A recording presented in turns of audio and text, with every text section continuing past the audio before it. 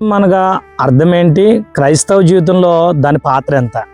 దేవుని యొక్క లేఖనాలు మనం గమనిస్తున్నప్పుడు ప్రతిదీ విశ్వాసం మీద ఆధారపడి ఉంటుంది ప్రియులారా. విశ్వాసం అనగా సింపుల్గా మీకు చెప్పాలంటే అర్థమయ్యే రీతిలో చూడని దానిని నమ్మడం. నీవేదో చూడట్లేదు కానీ దాన్ని నమ్ముతున్నావు, అదే విశ్వాసం చూపించడం అంటే. అబ్రహాం గురించి మనం చూస్తుంటే ఆదికాండం 12వ అధ్యాయం ప్రారంభంలో అబ్రహాముని దేవుడు పిలిచినప్పుడు అతనికి ఎక్కడికి వెళ్ళాలో తెలియదు, ఏం చేయాలో తెలియదు, ఏం తినాలో తెలియదు. కానీ దేవుడు చెప్పాడు, అబ్రహామా నన్ను వెంబడించు, నేను నీకు చూపించే దేశానికి నువ్వు వెళ్ళు, నిన్ను గొప్ప జనంగా నేను చేయబోతున్నాను అని చెప్పాడు. దాన్ని అబ్రహాము నమ్మాడు ప్రియులారా. చూడని దాన్ని నమ్మాడు. ఎలా నమ్మాడంటే గుడ్డిగా నమ్మాడు ప్రియులారా. కానీ నమ్మిన ఆ నమ్మకాన్ని దేవుడు వమ్ము చేయలేదండి.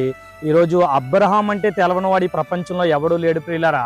ఒంటరై ఉన్న అబ్రహాంని జనములకు తండ్రిగా దేవాతి దేవుడు మార్చేశాడండి.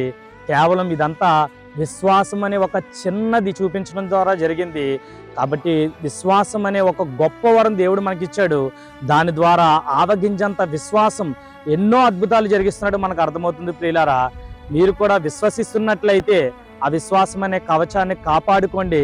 గొప్ప కార్యాలు దేవుడు మీ జీవితాల్లో చేయబోతున్నాడు.